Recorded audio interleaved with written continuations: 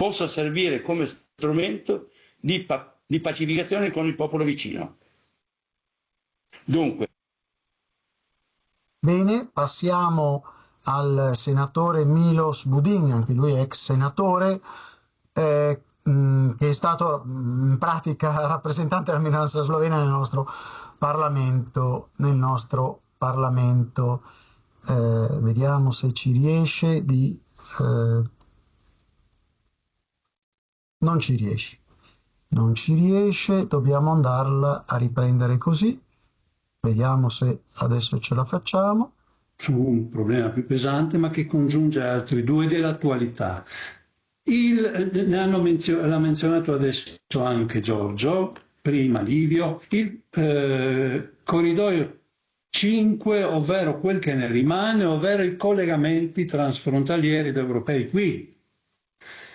Allora, il raddoppio ferroviario è avvenuto, Capodistria di Vacia, quindi uno degli intoppi al collegamento reale tra i porti e non solo tra i porti viene meno, anzi dovrebbe aiutare, e quindi la questione nei termini possibili e auspicabili oggi va ripresa. Questa dei collegamenti già è un peccato e non è stato un approccio europeo il fatto di bucare il Carso per il raddoppio Capodistria di Vacia, per cui adesso per il collegamento con Trieste ci vuole un altro buco. Col corridoio 5 questa era la vera intenzione di fare un lavoro grosso al posto di due, anche se gli stati sono due.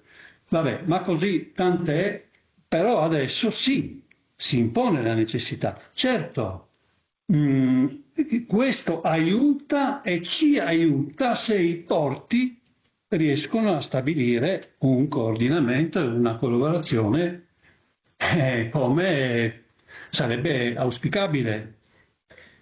Anche in questo non vedo grande movimento. Intanto a Trieste, per il porto di Trieste, c'è ancora in essere, anche in Parlamento, per iniziative mosse in Parlamento, la questione delle zone franche, della zona franca, dell'allegato ottavo al Trattato di pace. Ora, l'allegato ottavo al Trattato di pace parlava di Trieste quando, come ricordava Giorgio, il porto di Capodistria non era previsto, perché non era previsto che l'altro Stato ponga il confine dove c'è, che il confine venisse qua, perché era previsto il territorio libero. Ma perché dico questo? Perché se mai qualcuno dovesse pensare che possa passare a Bruxelles l'attuazione di qualcosa dell'allegato ottavo, non dico tutto, passerà se questo si realizza per Trieste e Capodistria assieme. È inconcepibile diversamente. Bene, adesso passiamo al consigliere regionale.